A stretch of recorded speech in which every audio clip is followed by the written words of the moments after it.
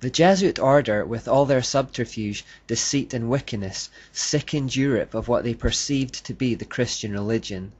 Just like when Catholics were keeping people locked in ignorance to perpetuate their own lust for power during the Dark Ages, just like when they were launching crusades and inquisitions and imposing torture and death on anyone who didn't conform to their faith, just like when they were amassing wealth at the expense of innocent people using extortion, fear and intimidation, this had all been conducted under the banner of the Christian cross. When they committed their atrocities, they did so using the name of Jesus Christ. Therefore, when people saw all this, they quite understandably thought they were seeing true Christianity. When they saw the Jesuits, they thought they were seeing a Christian order. When they saw Catholicism, they thought they were seeing true faith. They thought they were seeing the natural outworking of God's religion, and so they turned on that God. This anger towards the wickedness of the Jesuits and Catholicism ignited a movement called the Enlightenment. Today God's reputation is still unfairly tarnished in the same way by the acts of the Catholics and Jesuits. For example, when a Christian condemns Muslim terrorists for blowing up buildings in the name of Allah, it's not uncommon to hear a retort along the lines of, "Well, Christianity doesn't exactly have a good track record either, does it?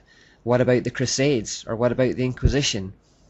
And many Christians are either left without an answer to this, or feel like they have to defend the Crusades or attempt to pass it off as a mere blot in the copybook of Christian history. The fact is that the Crusades were not a Christian endeavour at all, they were a Catholic endeavour, and as I've hopefully shown in the previous section, those are very different things.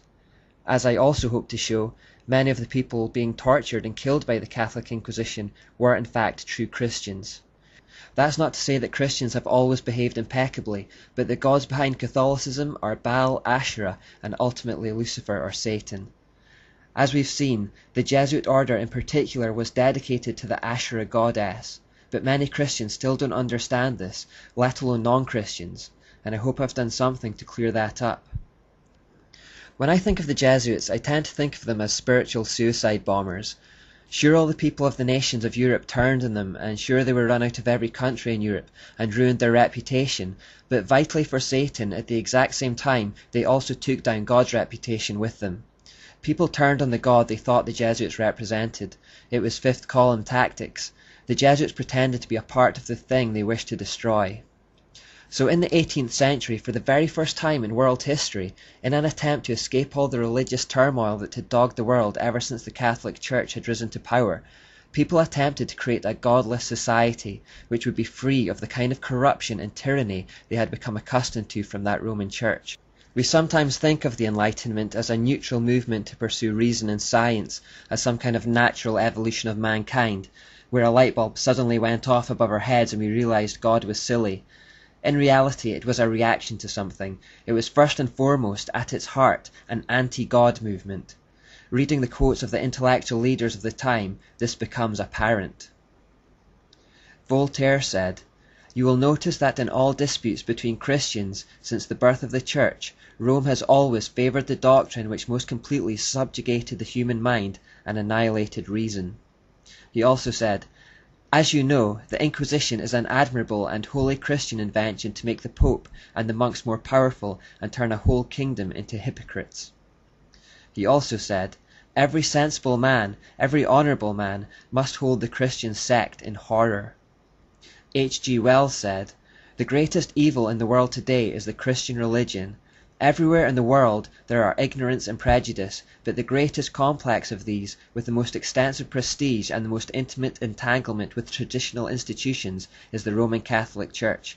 It presents many faces to the world, but everywhere it is systematic in its fight against freedom." You see how they use the words Christian, Rome, and Catholic Church interchangeably.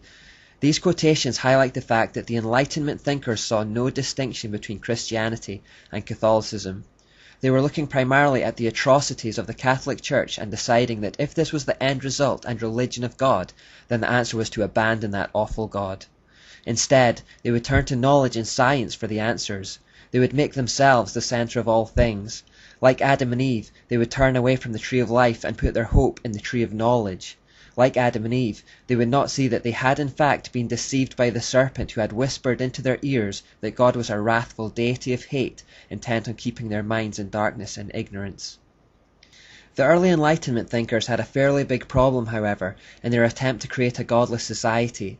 You see, if they took God out of the picture, they had no idea where all this came from and how it all got started.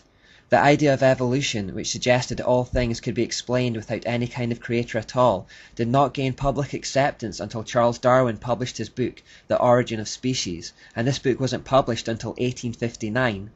Therefore, the Enlightenment thinkers in the 100 years prior to this time, although they perhaps would have liked to abandon the Christian God altogether, if they were being intellectually honest, could not.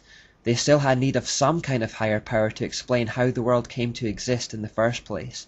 The world couldn't just pop into existence, something must have caused it. No realistic alternative to God that could be backed up by reason and science was available to them at the time. Therefore, a great many of them tended to settle on a belief system known as deism.